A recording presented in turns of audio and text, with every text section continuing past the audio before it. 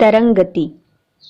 तरंग किसी माध्यम में उत्पन्न विक्षोभ है। तो तरंग क्या है? तो किसी माध्यम में उत्पन्न एक विक्षोभ होता है जो उद्यम बिंदु से माध्यम के कणों के वास्तविक स्थानांतरण के बिना सभी दिशा में संचरण होता है। उसे क्या कहा जाता है? तरंग कहा जाता है। मतलब जहां से वह उसका उद्गम होता है वहां से बिना किसी माध्यम जो कण होते हैं उसके वास्तविक स्थान में परिवर्तन किए बिना सभी दिशा में संचरण होता है, उसे तरंग कहा जाता है। तरंग मुख्यतः दो प्रकार से होती हैं, दो भागों में बांटा जाता है इसको। एक होती है यांत्रिक तरंगें और दूसरी होती है विद्युत चुम्बकीय तरंगें।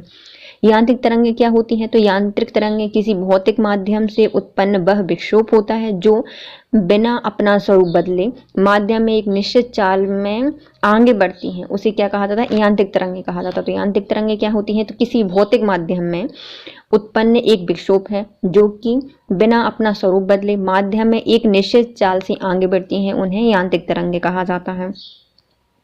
यांत्रिक तरंगें किसी भौतिक माध्यम में ही संचरण कर सकती हैं। यांत्रिक तरंगों द्वारा केवल ऊर्जा संवेग का संचरण होता है और द्रव्य का नहीं होता। तो जो यांत्रिक तरंगें होती हैं इनके लिए भौतिक माध्यम की आवश्यकता होती है संचरण करने के लिए। यांत्रिक तरंग के द्वारा केवल ऊर्जा और संवेग का ही संचरण होता है, द्रव्य का नहीं होता। जल की तरंगें, ध्वनि की तरंगें और स्प्रिंग की तरंगें इत्यादि यांत्रिक तरंगों के उदाहरण हैं। तो जल की तरंगें, ध्वनि की तरंगें, स्प्रिंग की तरंगें, ये सब जो होती हैं वह यांत्रिक तरंगों के उदाहरण हैं। यांत्रिक तरंग के प्रकार क्या होते हैं? जब किसी माध्यम में कोई यांत्रिक तरंग संचरित होती है तो माध्यम के कण कंपन करने लगते हैं। कणों के कंपन की दिशा के अनुसार यांत्रिक तरंगें दो प्रकार की होती हैं, एक अनुप्रस्थ तरंगें होती हैं और एक अनुदैर्ध्य तरंगें होती हैं। तो जो यांत्रिक तरंगों के प्रकार होते हैं, जब किसी माध्यम में जो यांत्रिक तरंग होती है वह संचरण करती है तो उनके जो कण का कंपन होता है वह जिस दिशा में होता है उस दिशा के अनुसार यांत्रिक तरंगों को दो प्रकार से बांटा गया है, एक अनुप्रस्थ तरंग और दूसरी होती है अनुदैर्ध्य तरंग। अनुप्रस्थ तरंग क्या होती है? इसको ट्रांसवर्स वेव कहा जाता है। किसी माध्यम में यांत्रिक तरंगों के संचरण होने पर माध्यम के कण तरंग के चलने की दिशा के लंबवत कंपन करते हैं, तो ऐसी तरंग को अनुप्रस्थ तरंग कहा जाता है। तो ये अनुप्रस्थ तरंग क्या होती है? किसी माध्यम में जो यांत्रिक तरंग है वह संचरण कर रही है और उसके माध्यम के जो कण है वह तरंग के चलने की दिशा के लंबवत कंपन करते हैं, तो ऐसी तरंग को अनुप्रस्थ तरंग कहा जाता है। उदाहरण के लिए तनी हुई डोरी या रस्सी में कंपन। किसी डोरी या रस्सी के एक सिरे को हुक से बांधकर उसके दूसरे मुक्त सिरे को ऊपर नीचे हिलाते हैं तो रस्सी में अपने कण के कंपन तरंगों की गति की दिशा के लंबवत होती है। स्पष्ट है कि रस्सी में अनुप्रस्थ तरंगें होती हैं। तो ये क्या होती हैं? अनुप्रस्थ तरंगें होती हैं कि रस्सी को एक छोर में बांध दिया और दूसरे छोर से ऊपर नीचे किया तो इससे जो कंपन होगा वह कैसा होगा? तो इसमें अनुप्रस्थ तरंग वाला कंपन होगा। अनुप्रस्थ तरंग पानी की सतह पर उत्पन्न तरंगें भी अनुप्रस्थ तरंगें होती हैं। अनुप्रस्थ तरंग केवल ठोस में उत्पन्न की जा सकती हैं, इसमें दृढ़ता होती है। मतलब जो अनुप्रस्थ तरंग है वह सिर्फ ठोस में उत्पन्न होती है और इसमें दृढ़ता होती है। गैस में अनुप्रस्थ तरंगें उत्पन्न नहीं हो सकती। द्रव्य में अनुप्रस्थ तरंगें उसके भीतर नहीं बन सकती, केवल उसके तल पर बन सकती हैं। तो जो अनुप्रस्थ तरंगें होती हैं वह ठोस में उत्पन्न होती हैं क्योंकि उसमें दृढ़ता होती है। गैस में तो कोई दृढ़ता नहीं होती इसलिए गैस में उत्पन्न नहीं होंगी, लेकिन पानी की जो सतह होती है, तल होता है, उस पर ही बन सकती हैं अनुप्रस्थ तरंगें, उसके भीतर नहीं बन सकती। अनुप्रस्थ तरंगें वैद्युत चुंबकीय हो सकती हैं जैसे कि प्रकाश तरंगें होती हैं। तो जो अनुप्रस्थ तरंगें होती हैं वह विद्युत चुंबकीय भी हो सकती हैं जैसे कि प्रकाश तरंगें। अनुप्रस्थ तरंगों में मध्य स्थिति से उत्पन्न की मतलब ऊपर की ओर अधिकतम विस्थापन की स्थिति को श्रृंग तथा नीचे की ओर अधिकतम विस्थापन को गर्त कहा जाता है। तो जो अनुप्रस्थ तरंग की ऊपर नीचे वेव होती है उसमें जो सबसे अधिकतम माध्यम में जो ऊपर है, विस्थापन ऊपर है, तो उसे श्रृंग कहा जाएगा और नीचे की ओर अधिकतम विस्थापन को गर्त कहा जाता है।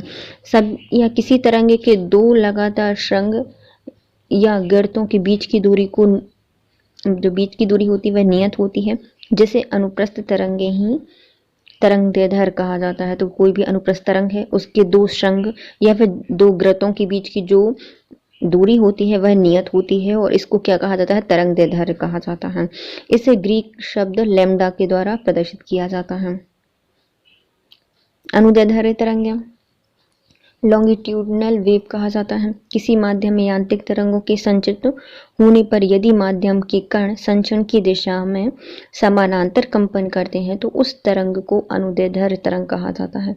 तो कोई भी माध्यम है, वहाँ पे यांत्रिक तरंगें संचरित हो रही हैं, यदि माध्यम के कण उस तरंग के संचरण की दिशा के समानांतर कंपन करते हैं तो उसे अनुदैर्ध्य तरंग कहा जाता है, और यदि लंबवत करते हैं तो उसे अनुप्रस्थ तरंग कहा जाता है। किसी स्प्रिंग को खींचकर छोड़ देने पर उसमें उत्पन्न तरंग अनुदैर्ध्य तरंग होती है। तो जैसा संपीड़न होगा विरलन होगा, संपीड़न होगा विरलन होगा, तो इसमें जो खिंचाव, स्प्रिंग के खिंचाव के बाद जो उत्पन्न तरंग होगी उसे क्या कहा जाएगा? अनुदैर्ध्य तरंग कहा जाता है। जिन स्थान पर स्प्रिंग के चक्कर आसपास हैं वे स्थान संपीड़न की दिशा कहे जाते हैं, और जिन स्थानों पर चक्कर की दिशा जो स्थान है वह दूर दूर है उसे विरलन की दिशा में कहा जाता है। एक संपीड़न से दूसरे समीपस्थ संपीड़न की दूरी तथा एक विरलन से दूसरे समीपवर्ती विरलन की दूरी अनुदैर्ध्य तरंग की तरंगदैर्ध्य कहलाती है। अनुदैर्ध्य तरंगें सभी प्रकार के माध्यम ठोस, द्रव, गैस में उत्पन्न की जा सकती हैं। वायु में उत्पन्न तरंगदैर्ध्य सदैव अनुदैर्ध्य तरंग होती है। तो वायु में जो भी तरंगें उत्पन्न होंगी वो क्या होती? अनुदैर्ध्य तरंगें होती हैं। अनुदैर्ध्य तरंगें हमेशा यांत्रिक होती हैं। द्रव की सतह पर अनुप्रस्थ तरंगों का संचरण होने पर भी उनमें के भीतर केवल अनुदैर्ध्य तरंगें ही संचरित हो सकती हैं। देखो जैसे ठोस, द्रव, गैस है, गैस में तो अनुप्रस्थ तरंग थी ही नहीं, लेकिन द्रव की जो सतह थी उसमें अनुप्रस्थ तरंग थी। द्रव की सतह पर अनुप्रस्थ हो सकती है लेकिन उसके अंदर अनुदैर्ध्य तरंग उत्पन्न होती हैं। अब आता है आवर्तकाल। किसी माध्यम में तरंग संचरण की स्थिति में माध्यम का कोई कण अपना एक कंपन पूरा करने में जितना समय लेता है उसे तरंग का आवर्तकाल कहा जाता है। इसे टी से प्रदर्शित किया जाता है। तो आवर्तकाल क्या होता है? तो कोई भी माध्यम में जो तरंग संचरण है उसकी स्थिति में माध्यम का कोई कण एक पूरा कंपन पूरा करने में जितना समय लेता है उसे क्या कहा जाता है? आवर्तकाल कहा जाता है, और इसे कैपिटल टी से प्रदर्शित करते हैं। आवृत्ति। किसी माध्यम में तरंग संचरित होने पर माध्यम का कोई कण 1 सेकंड में जितने कंपन करता है उस संख्या को तरंग की आवृत्ति कहा जाता है, और इसे स्मॉल n से प्रदर्शित किया जाता है। आवृत्ति क्या होती है? तो किसी भी तरंग के संचरण होने के माध्यम में जो कण होता है 1 सेकंड में जितनी बार कंपन करता है उसे आवृत्ति कहा जाता है, और इसे n से प्रदर्शित करते हैं। मतलब एक कोई कण एक कंपन करने में जितना समय लेता है उसे एक आवर्तकाल कहा जाता है समय, लेकिन 1 सेकंड में वह जितनी बार कंपन करता है तो उसे क्या कहा जाता है? आवृत्ति कहा जाता है। मतलब आवृत्ति बराबर 1 सेकंड में जितने भी आवर्तकाल है उनको आवृत्ति कहा जाता है, और स्मॉल n से प्रदर्शित करते हैं। आवृत्ति, चाल और तरंगदैर्ध्य में संबंध। यदि कंपन करती किसी वस्तु का आवर्तकाल t, आवृत्ति n और तरंगदैर्ध्य लैम्डा होता है तो तरंग की चाल क्या होगी? v = n लैम्डा होगी। चाल क्या होती है? आवृत्ति इंटू तरंगदैर्ध्य। चाल बराबर आवृत्ति इंटू तरंगदैर्ध्य। चूंकि आवृत्ति बराबर होता है 1/, आवर्तकाल, मतलब इनडायरेक्टली प्रोपोर्शनल है आवृत्ति आवर्तकाल के। v = λ/t। विद्युत चुंबकीय तरंगें। यांत्रिक तरंगों के अतिरिक्त ऐसी तरंगें भी होती हैं जिनके संचरण के लिए माध्यम की आवश्यकता नहीं होती। ऐसी तरंगों को विद्युत चुंबकीय तरंगें कहा जाता है, जैसे कि प्रकाश, एक्सरे, रेडियो तरंगें इत्यादि। यह विद्युत चुंबकीय तरंगों के उदाहरण है। तो विद्युत चुंबकीय तरंगें क्या होती हैं? तो कुछ तरंगें ऐसी होती हैं जिनको संचरण करने के लिए माध्यम की आवश्यकता नहीं होती। ऐसी तरंगों को विद्युत चुंबकीय तरंगें कहा जाता है, जैसे प्रकाश, एक्सरे, रेडियो तरंगें, ये सब विद्युत चुंबकीय तरंगें हैं। सभी विद्युत चुंबकीय तरंगें एक ही चाल में चलती हैं। तो जितनी भी तरंगें हैं उनकी चाल एक होती है, तो एक ही चाल में चलती हैं, तथा इनकी चाल प्रकाश की चाल के बराबर होती हैं। तो प्रकाश भी तो एक विद्युत चुंबकीय तरंग है, तो प्रकाश के समान ही सभी की चाल होती है। विद्युत चुंबकीय तरंगों का तरंगदैर्ध्य परिसर बहुत विस्तृत होता है। जिसका परिसर होता है वह तरंगदैर्ध्य का परिसर बहुत ज़्यादा होता है विद्युत चुंबकीय का। इसका परिसर 10⁻⁻14 होता है।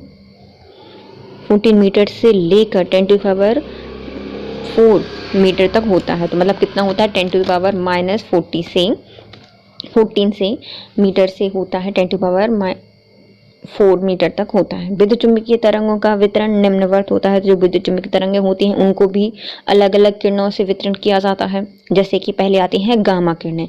यह अत्यंत लघु तरंगदैर्ध्य की विद्युत चुम्बकीय तरंग होती है। इसका तरंगदैर्ध्य परिसर 10⁻⁻14 मीटर से 10⁻⁻10 मीटर तक होता है। तरंगदैर्ध्य बहुत कम होने के कारण इन तरंगों में अत्यधिक ऊर्जा होती है और इसमें ये लोहे की चादर को पार कर जाती हैं। तो इसका तरंगदैर्ध्य क्या होता है, बहुत लघु तरंगदैर्ध्य की होती है विद्युत चुम्बकीय तरंग, जिसका परिसर कितना होता है 10⁻⁻14 मीटर से 10⁻⁻10 मीटर तक होता है। तरंगदैर्ध्य बहुत कम होने के कारण इसकी जो अत्यधिक ऊर्जा होती है तो बहुत ज़्यादा ऊर्जा होगी, अर्थात ये लोहे की चादरों को भी पार कर जाता है गामा किरणें। फिर आती हैं एक्स रे किरणें। इन तरंगों की खोज को जर्मन वैज्ञानिक विल्हेम्स रॉन्टजन द्वारा किया गया था। इनकी तरंगदैर्ध्य 10⁻⁻10 मीटर से 3 × 10⁻⁸ मीटर तक होती है। इन तरंगों का चिकित्सा एवं औद्योगिक क्षेत्र में बहुत प्रयोग किया जाता है। तो एक्स किरणें क्या होती हैं, इन तरंगों की खोज को जर्मन वैज्ञानिक विल्हेम्स रॉन्टजन के द्वारा की गई थी। इसकी तरंगदैर्ध्य 10⁻⁻10 मीटर से 3 × 10⁻⁸ मीटर तक होती है और इन तरंगों का जो उपयोग है वह चुंबकीय में और औद्योगिक क्षेत्र में बहुत ज़्यादा किया जाता है।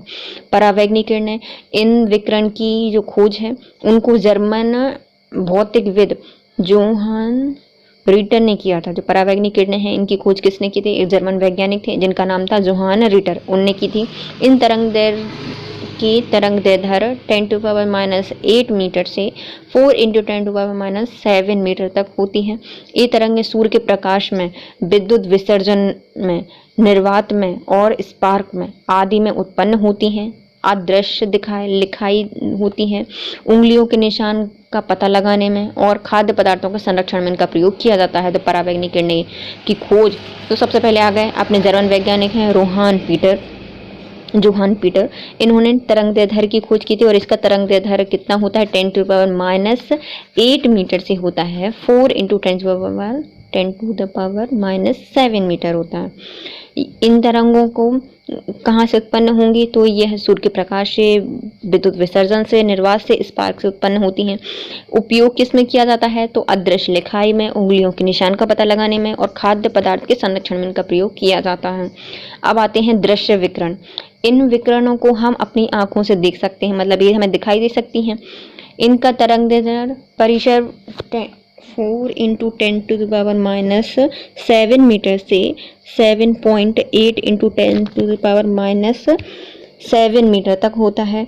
दृश्य विकिरण के परावर्तन, अपवर्तन, वृत्तीकरण, विवर्तन, ध्रुवण, दृष्टि संवेदन इत्यादि गुण पाए जाते हैं। दृश्य विकिरण होता है मतलब जो हमारा नॉर्मल प्रकाश है, इसको हम आंखों से देख सकते हैं। इसका तरंगदैर्ध्य परिसर कितना होता है 4 × 10⁻⁷ मीटर से 7.8 × 10⁻⁷ मीटर तक होता है। इसमें क्या क्या होता है, दृश्य विकिरण में परावर्तन होता है, अपवर्तन होता है, वृत्तीकरण होता है, विवर्तन, ध्रुवण, दृष्टि संवेदन आदि गुण पाए जाते हैं। अवरक्त किरणें, इन किरणों की खोज को खगोल शास्त्री विलियम हर्शले ने खोजा था। इनकी खोज किसने की थी, तो खगोल वैज्ञानिक हैं विलियम हर्शले।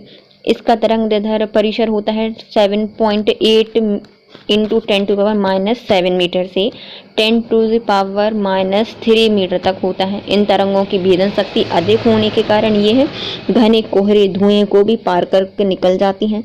युद्ध काल में भी इनका प्रयोग दूर दूर तक सिग्नल भेजने के लिए किया जाता है। तो अवरक्त किरणें क्या होती हैं, इनकी खोज को विलियम हर्शले ने किया था। तरंगदैर्ध्य इसका होता है 7.8 × 10⁻⁷ मीटर से 10⁻³ मीटर तक होती हैं। भेदन शक्ति ज़्यादा होती है, इसलिए घने कोहरे में, धुएं में इसको पार निकल जाती हैं अवरक्त किरणें। युद्ध काल में भी इनका प्रयोग दूर दूर तक सिग्नल भेजने के लिए किया जाता है। अब आती हैं सूक्ष्म तरंगें, जिन्हें माइक्रोवेव्स कहा जाता है। इनकी तरंगें परिसर कितना होता है 1 × 10⁻³ मीटर से 10⁻⁻1 मीटर तक होती है। रडार में, उपग्रह में, लंबी दूरी के बेतार संचार में, माइक्रोवेव ओवन में इनका प्रयोग किया जाता है। सूक्ष्म तरंगें क्या है? माइक्रोवेव्स कहा जाता है। 1 × 10⁻³ मीटर से 10⁻⁻1 मीटर तक होती है। रडार में, उपग्रह में, लंबी दूर के बेतार संचार में, माइक्रोवेव ओवन में भी इसका प्रयोग किया जाता है।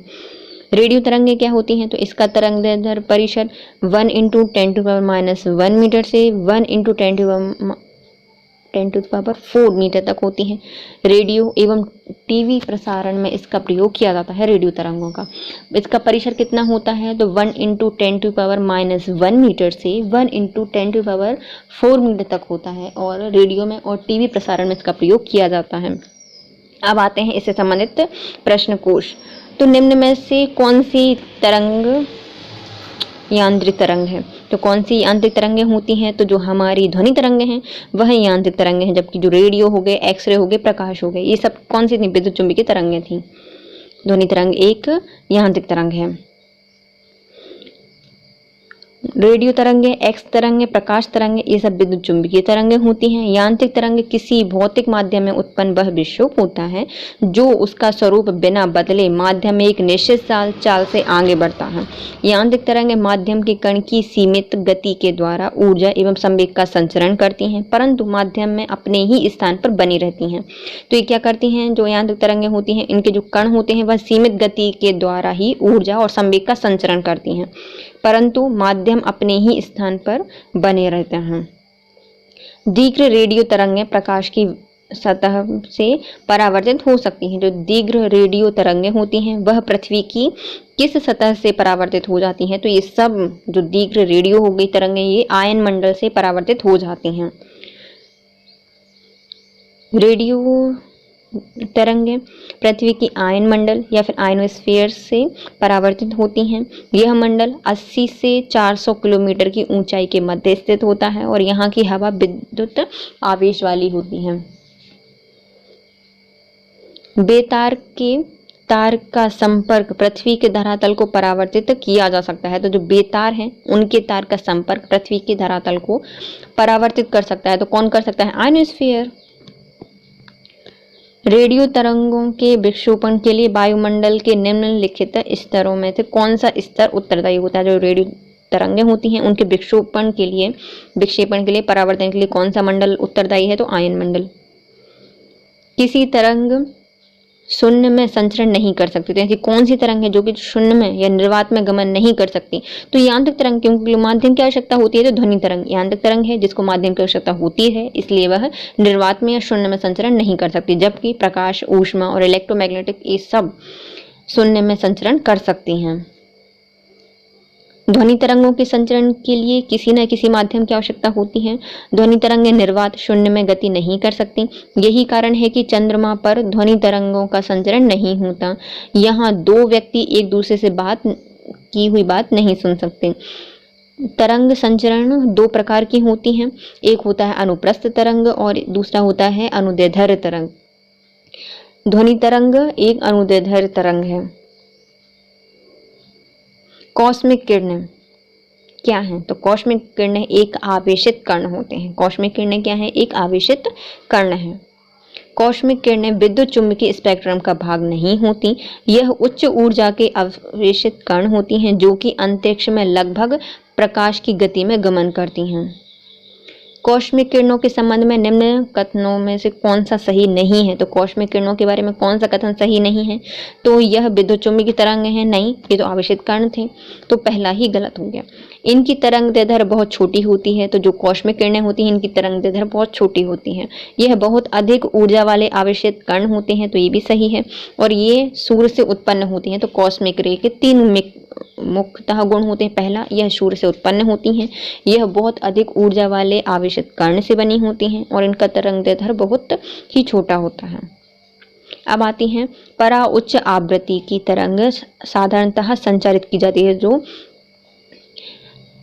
अल्ट्रा हाई फ्रीक्वेंसी की जो तरंग होती है वो किस में संचरण कर सकती है? तो यह अंतरिक्ष तरंगों के रूप में ही संचरण कर सकती है। तो सी आंसर सही हो जाएगा। परा उच्च आवृत्ति की तरंगें साधारणतः अंतरिक्ष तरंगों के रूप में संचरण की जा सकती हैं। इसके अलावा अंतरिक्ष तरंगों के रूप में बहुत उच्च आवृत्ति की तरंगें एवं सूक्ष्म तरंगों का भी संचरण किया जा सकता है। तो जो अल्ट्रा हाई फ्रिक्वेंसी की तरंग होती है वह अंतरिक्ष तरंगों के रूप में संचरण कर सकती हैं।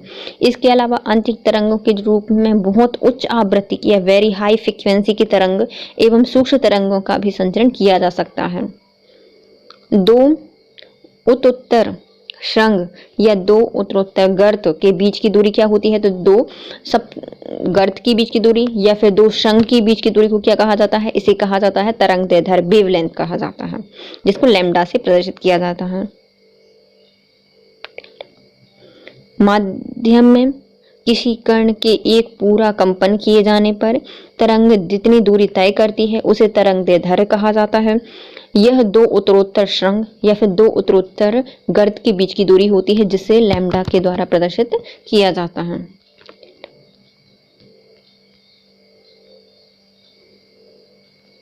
क्रिस्टल की संरचना जानने के लिए निम्न में से किसका प्रयोग किया जाता है? तो क्रिस्टल की संरचना को जानने के लिए हम करते हैं एक्स किरणों का यूज। यदि हमें क्रिस्टल की संरचना का पता लगाना है, ज्ञात करनी है, तो हम एक्स किरणों का प्रयोग करते हैं। क्रिस्टल की या मणि विज्ञान एक प्रायोगिक विज्ञान होती है जिसमें क्रिस्टल के परमाणु के विन्यास का अध्ययन किया जाता है। एक्स किरणों के विवर्तन द्वारा क्रिस्टलों की संरचना का अध्ययन किया जाता है।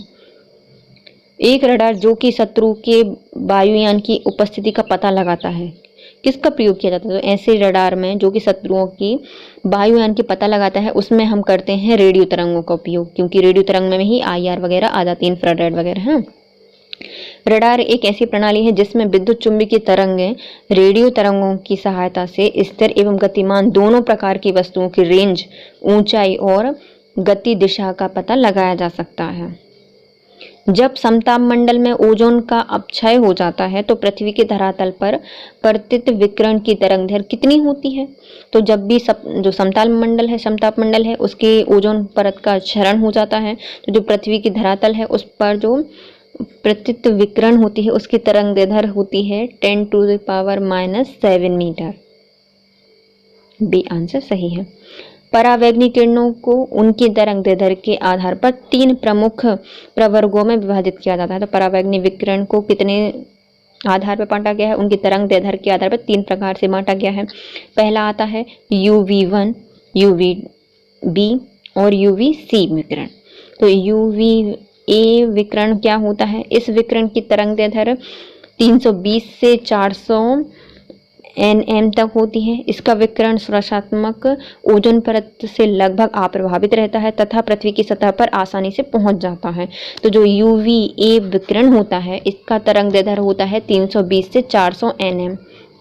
सुरक्षात्मक जो ओजोन परत है उससे लगभग अप्रभावित रहता है, कोई प्रभाव नहीं पड़ेगा और पृथ्वी की सतह पर आसानी से पहुंच जाता है। फिर आता है UVB विकिरण।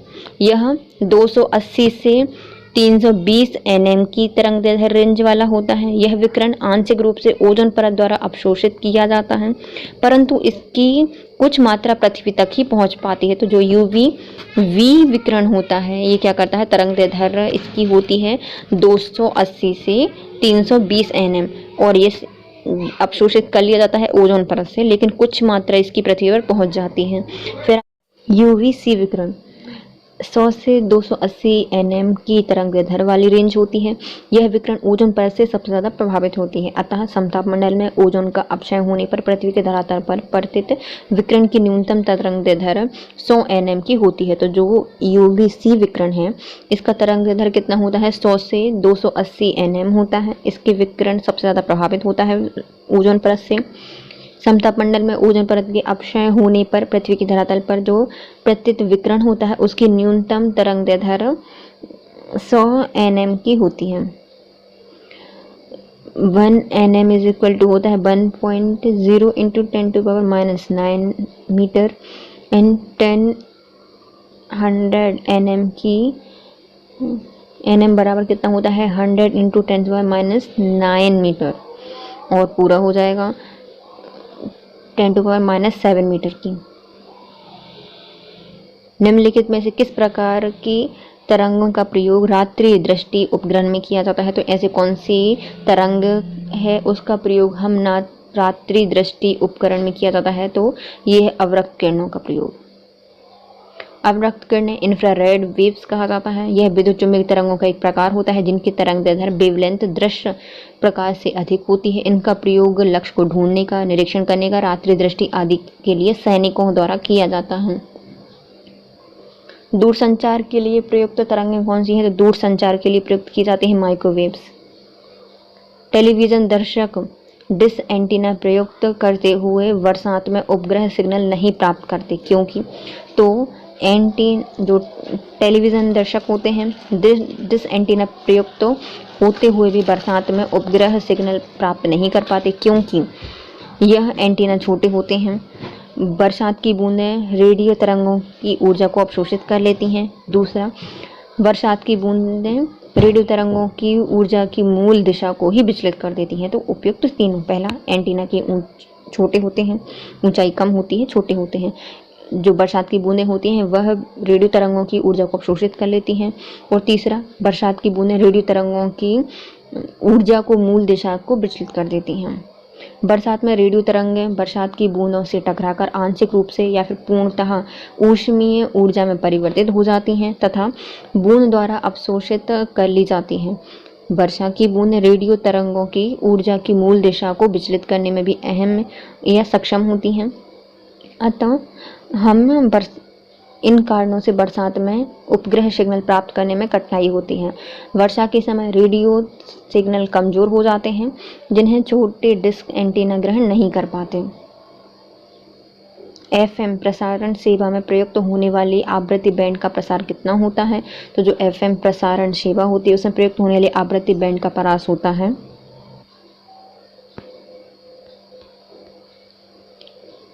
88 से 108 मेगाहर्ट्ज के बीच में होता है। तो कितना होता है? एफएम प्रसारण सेवा में प्रयुक्त होने वाली जो आवृत्ति बैंड है उसका परास 88 से 108 मेगाहर्ट्ज के मध्य होता है। एफएम बैंड के लिए यह परास मानक के रूप में प्रयोग किया जाता है। आंतों के रोग के निदान के लिए निम्न किरणों का प्रयोग किया जाता है। जो आंतों के रोग होते हैं उनके निदान के लिए हम किस निम्न तरंगों का प्रयोग करते हैं? तो इसके लिए एक्स किरणों का प्रयोग किया जाता है। एक्स किरण एक प्रकार की विद्युत चुम्बकीय किरण या विकिरण होती है। यह चिकित्सा में विद्युत चुम्बकीय है। यह चिकित्सा में आंतों के रोग के निदान के लिए प्रयोग की जाती है। सीटी स्कैन करने में प्रयोग में लाई जाती है। तो सीटी स्कैन में हम किसका प्रयोग करते हैं? तो इसमें भी हम एक्स किरणों का ही प्रयोग करते हैं। सीटी स्कैन या फिर कंप्यूटेड टोमोग्राफी विशेष प्रकार की एक्स किरणें परीक्षण होती हैं जिसके द्वारा शरीर के अंदरूनी अंगों को देखा जाता है और रोगों का पता लगाया जा सकता है।